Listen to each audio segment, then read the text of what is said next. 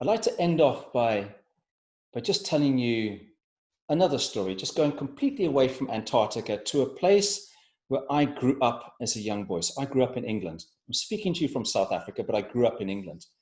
Near where I grew up is an incredible cathedral. It is, at the time it was built, so it was built 800 years ago. At the time it was built, it was the tallest building in the world. It's an incredible cathedral. And this year, 2020, was going to be the 200-year anniversary, or is the 200-year anniversary of the building of this cathedral. And I recently watched a program on television where the bishop who runs this cathedral was talking about it. And he said that the cathedral was built over a period of 38 years. So from when they first started building that cathedral, cutting the rocks and putting the rocks down and building that tall cathedral, it took them just 38 years. And he said it was the work of one generation. It was the work of just one generation. And it made me think, the people who built that cathedral, well, there were people who cut the rock. There were the people who transported the rock from where it was cut. There were the stonemasons. There were the people who put the beautiful roof on. There were the people who put the glass on the windows.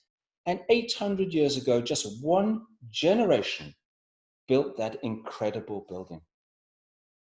And it made me think about the work which myself, Jose Maria Figueres, Slava Fetisov, Pascal Lamy, a French diplomat, and so many of us are doing.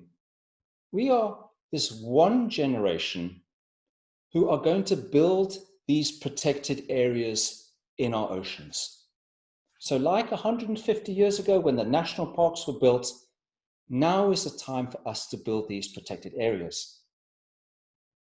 Here's the point. We can't do it together. We can't do it on our own. It takes the 25 nations to do it.